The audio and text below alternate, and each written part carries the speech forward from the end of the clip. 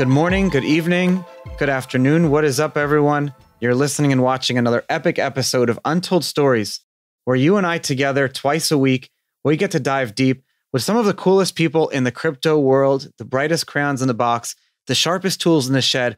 But we talk to all these different people to truly understand how this movement came to be, where we are right now, and where we're going. Thank you guys for being loyal listeners to the show. I love you all. We're going to be doing some crazy new type of content soon. And we're going to be really looking into the future and trying to understand what the final inflection point between all this technology that we've been building for 10, 11, 12 years and the future and mass adoption. And I read an amazing thing about inflection points about electric cars, about how really we just need 5% of American consumers car buyers need to just have electric cars. And at that point, it'll hit some mass adoption stage, not 50 or 60%. And mathematics actually explain why. And we'll get kind of into a little bit later. But I'm really excited to do the show today. Wil Barnes, I'll introduce you in a moment, but thank you so much for coming on Untold Stories. Yeah, absolutely. Excited to be here. So you've been in the crypto space for a while now. You were a software engineer at ConsenSys. You were a blockchain engineer at MakerDAO. And so there's so much to unpack there. And now you're the CEO and co-founder of the Jet protocol. And I was, kind of playing around with your app this morning. And it's really cool because you've built out on top of the Solana blockchain, this borrowing and lending protocol to allow people to, in a much faster way, because of Solana, lower transaction costs, and you can scale up to have this whole next level of finance and removing a lot of the middlemen and middle companies that kind of do this now and have it all in one application that you can do on the blockchain. When we're kind of looking into the show and everything, I almost wondered, you worked at two amazing companies. Why go on your own? After spending several years in crypto and being a part of the accelerated timeline that crypto usually offers, right? You pack. So in traditional finance, right? You'll go a decade, you'll have one big event. I was a product of the GFC, the global financial crisis. And in a way, not to that same scale, because that was a very pivotal and large scale crisis. But in crypto, you can have these events happen pretty frequently, and especially over the past few years, we saw ups and downs and crashes. And even recently, we saw just huge pivotal moments and huge players in the space collapse. And so I got into crypto in 2017. I was always enamored by markets and politics, government, political economy, and didn't really put two and two together until around 2016, 2017. I always wanted to have all this monitors and be a trader and be reacting to the news. And eventually around 2016, 2017, started seeing crypto on the rise. And I was working at PwC at the time and doing tech consulting for sales and trading for software deployments. And I was okay, this is interesting. And, previously I had always discounted it, but this time I hopped right in. Sure. And there was no KYC, no one was checking credentials, they didn't care. For the most part, you could just be anonymous and just write code, deploy it directly to the blockchain, do all these trades. I remember Ether Delta was a thing. And it was just a whole new world. And I was, just completely into it. Basically just went full time into crypto. And the first crypto job I had was at ConsenSys, where I met James, my co-founder. I was doing smart contract development there, some security auditing, just mostly focused on Ethereum at the time. And it was just living and breathing it. And then I got my basically foundation in smart contract development. I say you never really figure out the tech, because you're always learning more about it. Yeah, of I had course. a pretty good foundation. And so Maker, which I'd always wanted to get involved in, as I mentioned earlier, I always wanted to go into debt capital markets. which is really hard to get into. But Maker was, this stablecoin project, and I ended up getting a job there in 2019 where DeFi exploded, and it was this big pivotal year. TVL just exploded, went to the roof. There was growing pains. There was all these hacks that started happening, and it was just, you'd wake up every day. This is before even the pandemic. You just wake up every day and you would feel like, just always some new thing to do. And then there's the March 12th drawdown, which was just like, thrust right into this like crisis mode. And everyone was like feeling it together, sitting in our basements, just like dealing with this fallout of the markets and credit crunch. And it was just, it was unreal. But capital markets need to go through these type of stress tests, and actually, if you go to your website, I'm trying to pull up the quote. You guys have a great quote about it. It's like, we're expert aviators. We can deal with every market condition, calm skies, turbulent flow, and everything in between. So it's kind of like, I would argue that what we're going through now, we need, I was like, we were talking about on the show for a year before all this, saying these protocols and blockchains need to go through their stress tests. They need to go through bear markets, and the ones that come out on the other side are the ones that are ready to be investable in for the future. And you can actually build out scalable infrastructure on top of them. But you can't build the infrastructure on top of something that always works. You need to know how it breaks. Totally. And, you don't find out what's going to break. Like, you never know it's going to break until we're definitely learning now. It's like, it's broken, and people are like, hey, this thing's broken. Like, and then you just, you pour all your time and effort and just figure it out. And then, you fix it, or maybe you can't fix it. Like, that's sort of the reality of crypto, is that it's brutally, it's pretty brutal in terms of speed and just how quick things happen. So isn't that a testament to life anyways, at the end of the day? But you mentioned something really cool that brought a smile to my face about capital markets. It's true. We're probably like in the same age, we college the same type of year.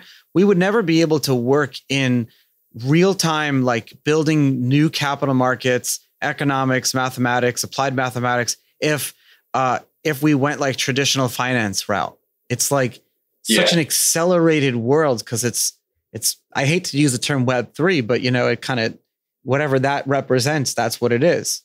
It is Web3. And I don't think that's cliche. I mean, that's the whole idea behind everyone who works to build just new financial services or like anything Web3. That's not just exclusive. Like, Web3 isn't just DeFi. So I sort of occupy the DeFi space. Both of us, we both probably look at the banking system. We're like, that doesn't really, it works, maybe, but does it really serve? Like, can I really go in there and like, go in their forums and start like posting things and like being like, hey, no, could you imagine? Changes. Yeah. Like, they're just like, who do you go to like kind of figure this stuff out? You just don't. And it's frustrating because at the end of the day, all the banks are pretty commoditized, right? Like, go get your checking account. It's just like, so you don't know where to start. It reminds me of a funny story of in 2013, at like the height of BitInstance, our company, which was a pre-Coinbase exchange, we had a huge amount of the global volume for 2-3 years. And I remember needing a way to verify. We allowed people a way to either deposit cash or through ACH bank transfers to buy crypto, buy Bitcoin. I say crypto. There was no crypto. It was just Bitcoin. But the problem was I needed a way to verify bank balances or something to verify, because you had so much fraud, right? Yeah. People were reversing transactions of stolen bank accounts and then buying Bitcoin with it. And we couldn't get around this problem. So all I was like, do banks have software APIs that will build the rest of it? But I need some connection with a customer's permission. This is 2013. Didn't exist. Like I couldn't, I was on forums. Someone had a Bank of America forum from like 2015, a post from 2008 saying, is there an API? And someone from Bank of America said, we're, not at this time. But it's like, there was nothing. There was no connections between software and banking back then. And I would argue that Bitcoin and crypto ushered in that world. Yeah, it definitely ushered it in. And the folks who were that early, like, set the stage for the things that people started building into Web3 in general. Like, it was just a necessary, like, beachhead to really get the ball rolling on things. Yeah. But I was going to ask you, so going back to like when you first got into Bitcoin and you were studying kind of like global policy in the world, and you were consulting and working at different early companies and things like that. Did you run into the libertarian world at all when studying, politics or studying abroad and things like that? You didn't run into the libertarian world. And, at this point, especially the Free State Project in New England was really taking Bitcoin as one of its like tools of freedom. Yeah. I went to school and studied political science. So I was exposed to pretty much every, the two-party system, the libertarian system. But I don't think I really was exposed heavily to it until really getting into crypto. Because then you found a lot of people who were super early, like earlier than me, that were just very, like, they were there for ideological purposes. And I thought that was really interesting because you sort of never had that like level of granularity in discussing politics with people in like the traditional world. It's so true. It was like my first entrance into learning about like anyone talking about how unfair the world could be. And like you were saying about the whole banking world and the fairness and how the people closer to it are the ones benefiting the most. And when kind of Satoshi predicted that in 2009, I don't think anyone thought it would be as accelerated as where we ended up, where we are right now. I saw an article this morning that now the US, we're like exporting all this inflation to the rest of the world. And like you see the rest of the world, Sri Lanka's falling apart. Countries are falling into crisis where they can't pay for food and fuel. And people predicted stuff like this. What happens when you print excess amounts of money years ago? That's what ends up happening. You export your inflation. You worked at Maker, which, I'm going to say now that probably it's been around for a very long time. Its stablecoin and its ecosystem has been around for, when was it founded? What year? I believe it was 2017. There's a big history there. I mean, so that's almost half of the time that our industry has existed. So you can argue that it's there. Yeah. And through all of the bull and bear markets, that stablecoin peg has maintained. And it's like a hybrid. A lot of people have been listening and reading a lot of negativity about stablecoins lately. You have a lot of positive ones. You have Tether FUD for 10 plus years. It seems like a lot of my listeners really have not understood Maker and how it all works. Can you give us a little bit of a background on it? Yes. So Maker is an over-collateralized stablecoin. So you have to, when I was there, I think it's like right now, it's like between 125, 150% over collateralized. When I was there, it was mostly, I think it was more around 150%. They've been optimizing. There's a lot of smart people there that I used to work with. So you have to provide more collateral than you want to borrow. So if you want to borrow like $100, you got to supply like $150 worth of collateral. So the system can always go in and algorithmically in a non-custodial fashion take your collateral, sell it, and pay down your debt. And then it'll actually even assess a fee on that as well. So if the protocol like takes some revenue from it. So if you can't pay down your debt, the protocol's going to levy a fee upon you. And to date, like Maker's never collapsed. It maintains its peg. The peg has drifted at times after March 12th, 2020. Sure. It shot up for a bit. It got pretty high.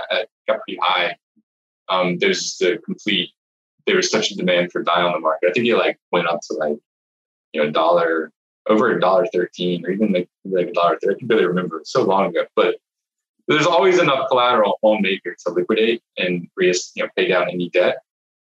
And that also has created some interesting things, like after the March 12th, as they call it, Black Thursday, like it did struggle to maintain its peg because it was basically like $1.02 per DAI.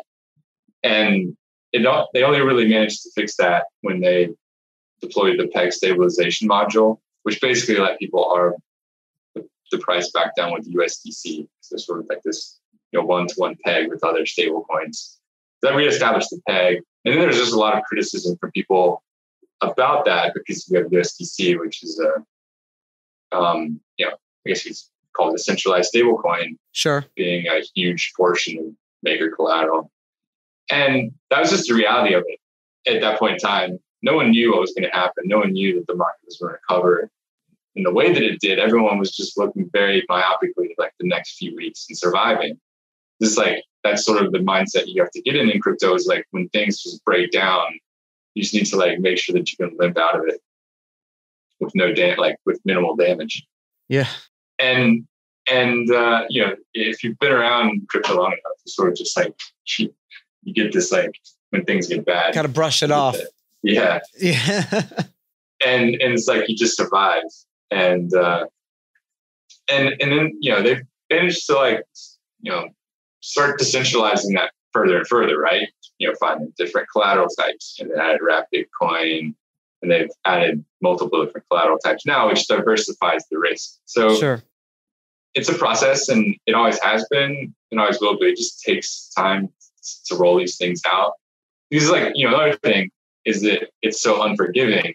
If you make a mistake in smart contract code, you just get wrecked, and someone will come, really like clean out your protocol, which is like a constant fear of any protocol, right? Or any kind of developer. Of course. But you actually got into the industry in a bear market too. Like that's when you first joined. It looks like in 2017, 2018 was like, that was a long one and a struggle until 2020. I mean, do you have any advice for people that are getting into the industry now? It's going to it always can get worse. Just when you think it can't. I remember being in ConsenSys had hired a bunch of people. It was a lot. I don't even remember like exactly, but it grew like exponentially. And I remember being in Thailand and like doing the digital nomad thing with like a bunch of other folks at ConsenSys. And I remember like the price of ETH, which like peaked around like I think just under $1,400 per ETH, was down in like it was like 85, 86, right? It was just like really low. And then ConsenSys was doing layoffs, and it was handled like the sure. layoffs were just like pretty brutal. And it was like people were just sort of finding out like randomly because there's so many people. But I remember like this is such a bizarre situation. But yeah, it can get worse. That's always sort of the thing that I've tried to remember when things get tough.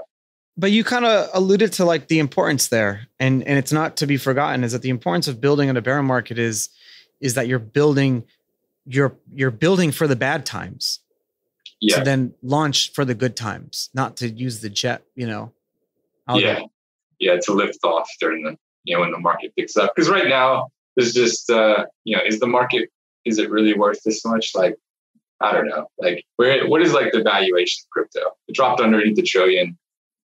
Is it just that people are in panic and fear, and they're just, everyone's sort of finding the assets they feel the most safe in? Maybe. Like, it's hard to tell. There's also, with crypto, like a lot of time, it's so open that you can really get out. And, like, crypto is just like very notorious getting out in front of its skis. And, sure. And that's just the asset class that it is. There's nothing inherently wrong with that. Like, in a way, like it punishes people.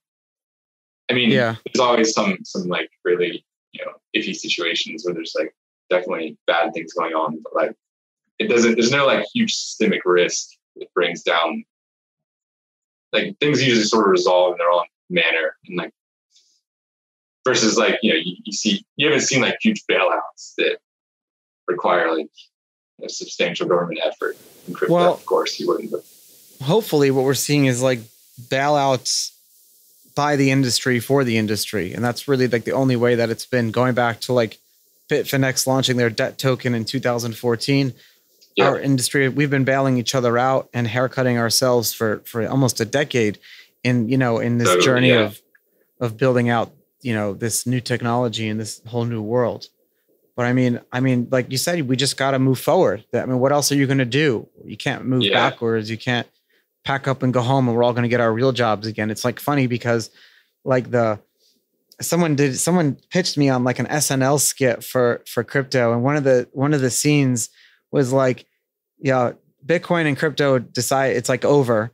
And so we all have to go back to our real jobs. And some of us were like photographers or some of us were like, landscapers. And it's like, could you imagine we want to go back to, it's so funny. I couldn't, honestly. When that happened in 2018, when after 2017, the market just was really, it was like really hot. And then it just cooled off, right? And it was like, I never once thought I'm going to go back to work and I'm going to go back to work doing this before. I was like, just completely burned all the bridges, not like in a relationship way. I was just like, I'm not going to go back and work. Like, I was like, this is where I'm going to focus all my efforts, going to make this better and improve. And it's going to take time. And just, 2018, 2019, much the same of what's going to happen now. Like, crypto will be back. It will recover. And it'll be better than it was before. Sure. I'm 100% confident it will. So I want to kind of dive a little bit deeper into the JET protocol in a few minutes and talk about lending and why it's important to like a new type of financial world, right? But I also, before I do that, I want to ask you, because you worked at Maker, which was launched on Ethereum and one of the top projects on top of Ethereum right now.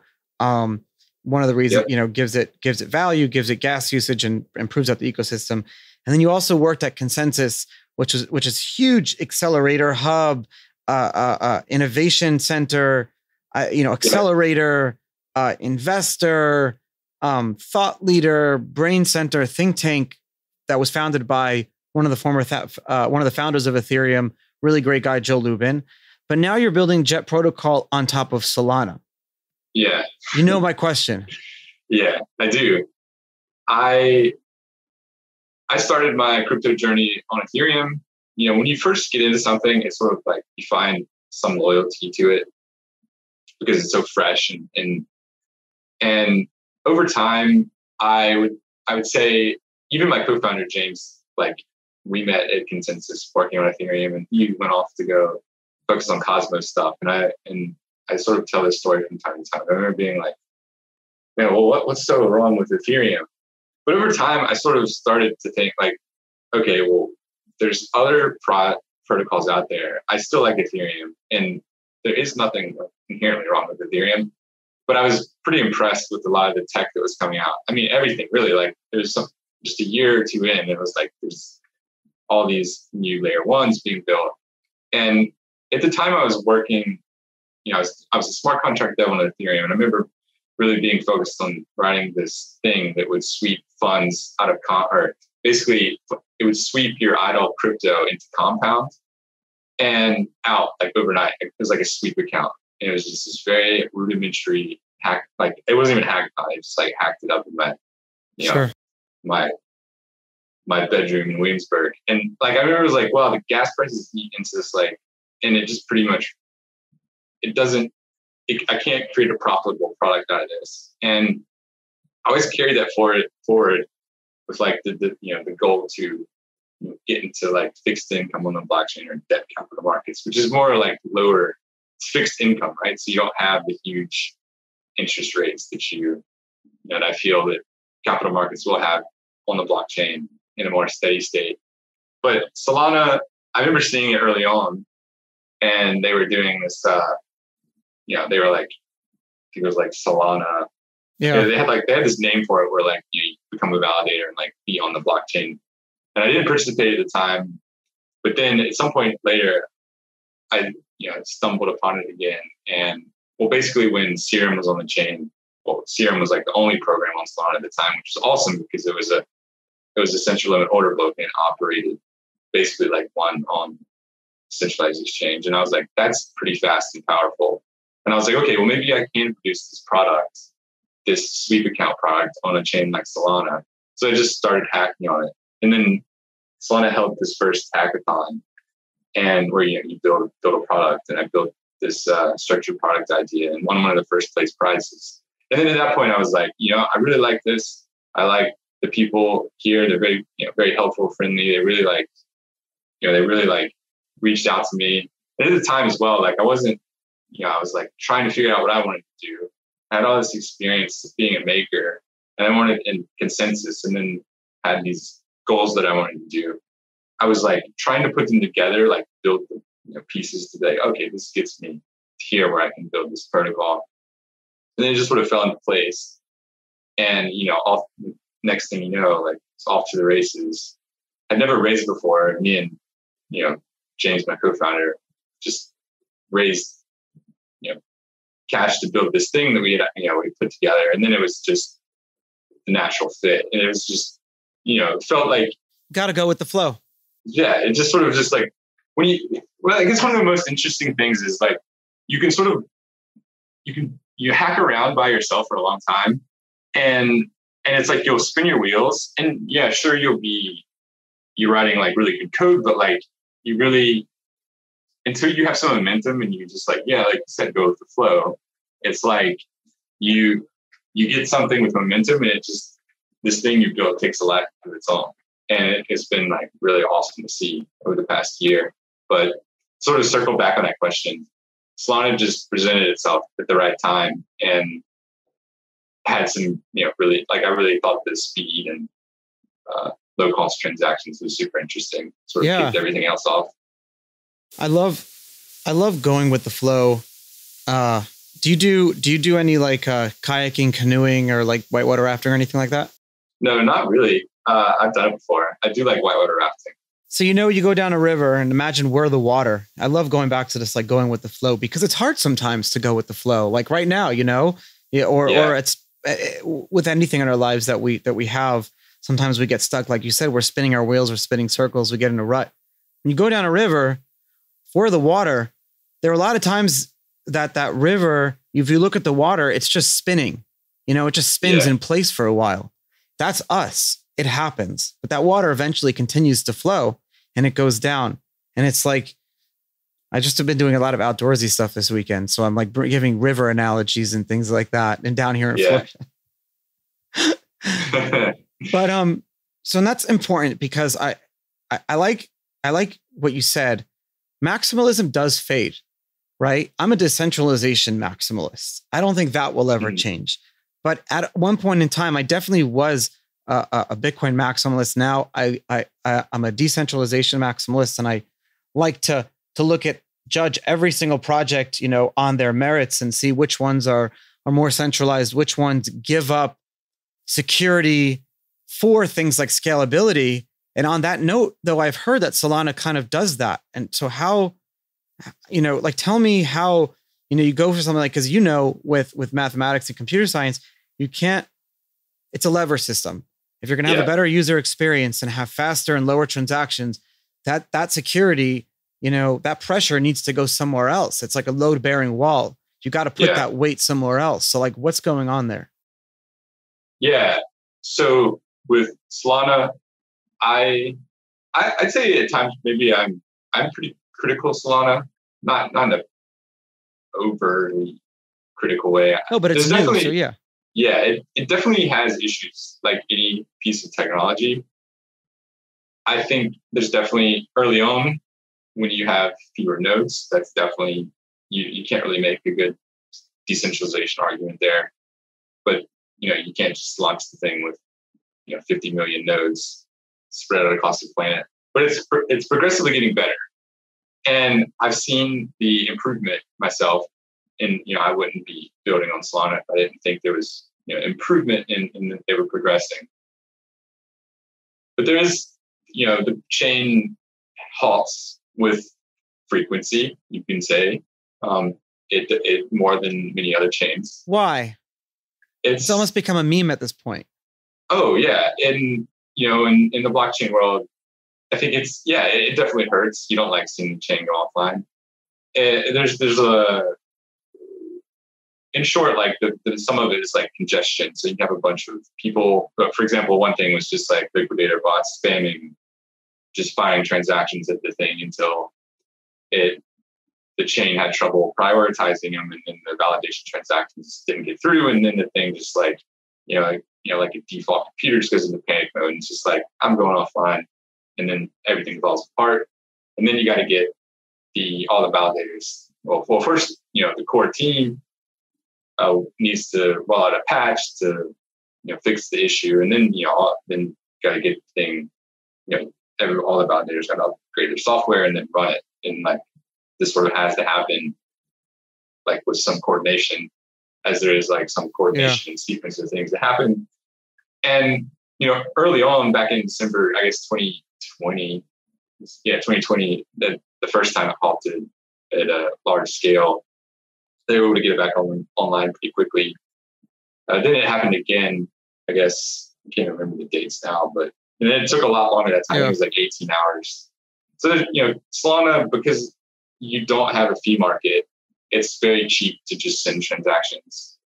You can just spam it, right? Like it's like less than a cent. So the cost to the user isn't much, but then you have issues where you get congestion and the thing gets overloaded. And so there's solutions to that, like quick and like I look at these and think and see like, okay, there's solutions being developed, but they're not quite there yet. And also, I also look to the bear market where there's a lot more time to focus on the intricate levels, the more bare metal areas of the blockchain to fix these things, versus like when during bull markets, it's like rush the thing out the door. Like you just want to deliver and execute as fast as possible. So there's always that dichotomy between deep work and a bear market. I will say this. Every problem that Solana is having, every other blockchain has. They're just not big enough to have the problems yet. Ethereum and Bitcoin have been through that.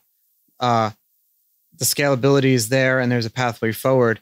Solana, it looks like it's dealing with the problems now. And I'd rather deal with the problems now, building out a high throughput network and then figuring out solutions to doing that. Because like you said, there is no like fee market where you can have higher fees to prevent the network from being spammed. So like, how do you kind of solve things like this? And then on the same time, what is the importance of building out the Jet protocol on top of that? Like what fascinates you about, kind of capital markets and lending, and who would be your like typical customer? Because it was fast and you could do all this intricate stuff. I thought there's more computational firepower here. And I think that as the chain grows, it'll become even be able to do more interesting stuff. I think Ethereum with 15-second block times, wasn't really the right solution at the time. But I started to think of Solana, or just in general, like we don't necessarily need to think like that it's going to be like one chain, but to think of this crypto in general as a settlement layer where you can settle. So I'd say the best way to really that I like to frame it is with the recent events of all these centralized lenders going down because they had just massive exposure to one counterparty, is that it's opaque and you don't know those agreements. And on chain, right, you can see,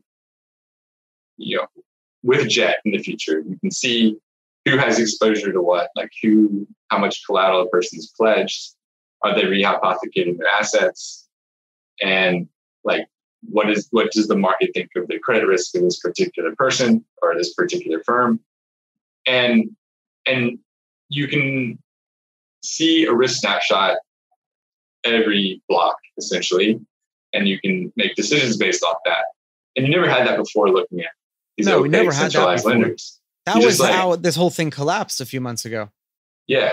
So I think it's like infinitely more important that you can, because you don't want to stop people from taking risks, right? Risk is how you make bigger gains, right? But it's also how you can make bigger losses. There's double-edged sword to risk. But if you can't like properly quantify the risk you want to take and see, hey, I think there's risk here, this, say like the interest rate for this unsecured borrower is this, it's higher, like it's definitely more risk there, but you can't like really get a good snapshot of like, why is it risky? Or like, you can't really make a huge informed decision.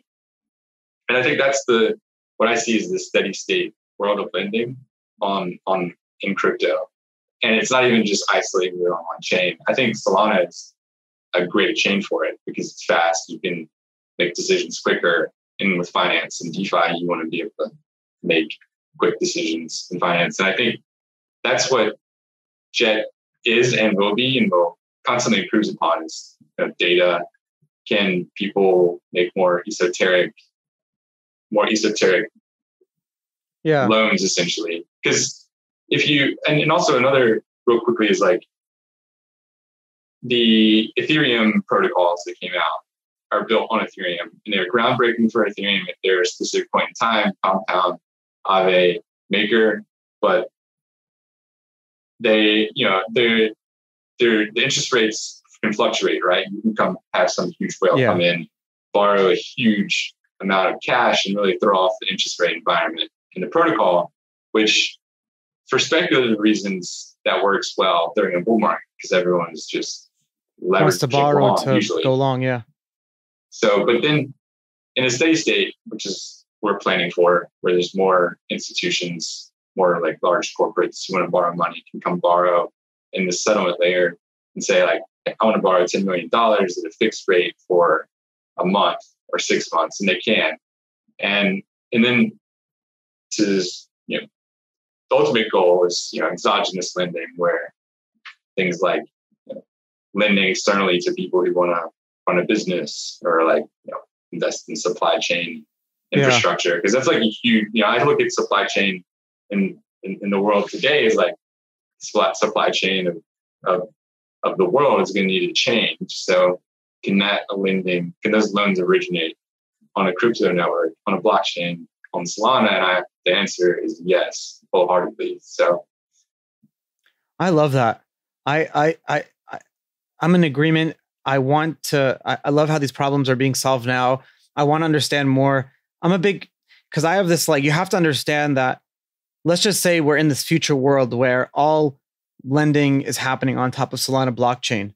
I want to know, will Solana, in the future have that inability for like a centralized party to freeze or reverse one other party's, assets? And if the answer is yes, then I need to understand, then that's not good for me. So that's kind of, and I don't know if anyone is prepared to answer that question now.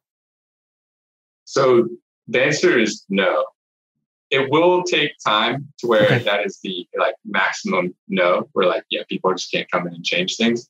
Things are built in a way that, some protocols are worse than others, like the don't really manage this. Like there are where that is a thing that can happen, but maybe it's too easy to answer, but it's like a process, right? Jet, we've always been very, just to reference ourselves in general, especially with my, say like DNA from Maker, is that you just don't do that. And you can't, don't write it in a way where you can, because if you can, then someone will at some point come in and make unilateral decision like that. So, and we spent a lot of time on our DAO and putting governance framework in place to make decisions where, you have to do this thing, right? You have to kind of get this buy-in before things can become a proposal. And then, you give people a certain period of time to vote.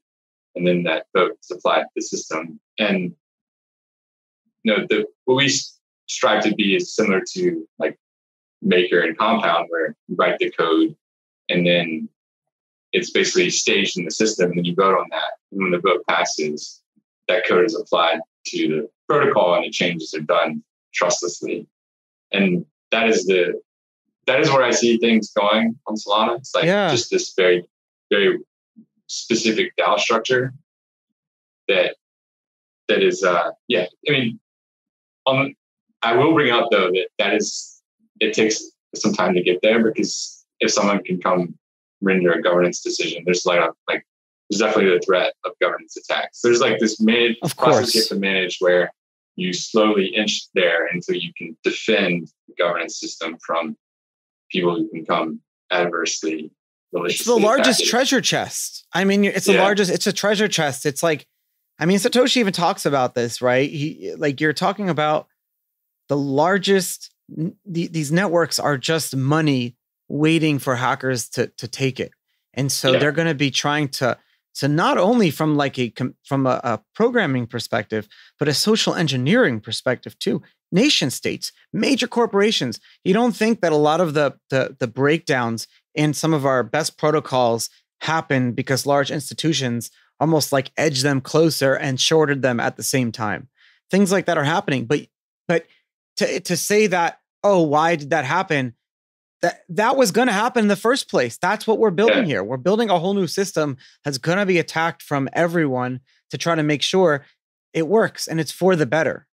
It's high stakes. And there's lots of money flowing through these protocols. Like, just the amount of money and volume. Like, if you think people aren't going to take notice of that and try to, get involved or like exploit it, it's a given. And it's the frontier as well. I mean, you can end up in these these old Western like gunfights, like when the market's going down. It's just kind of this scary situation. It's just, it's high stakes protocol development essentially. So when I was on your app earlier, and it's fixed rate and not variable rate borrowing. Almost every other like DeFi protocol out there is trying to like do some crazy variable rate like market, fast marketplace for interest rates like you were talking about earlier. Tell me why you went the opposite direction and the benefits of this. Yeah, the protocol right now it's our MVP is what's deployed right now, and it's very like we built it when we still at a time when Solana development was still pretty basic. Like if you compare Solana infrastructure to Ethereum, like Ethereum has like the 6-year head start in terms of developer tooling, and so it's not hard to build Solana programs, but I'd say we're like more slow moving right now because of all the risk involved. Right now, it's very similar to, it's cross margin borrowing and lending, so that the interest rates do fluctuate. But to engineer the protocol that we wanted to build, we basically released the MVP and we're like, okay, we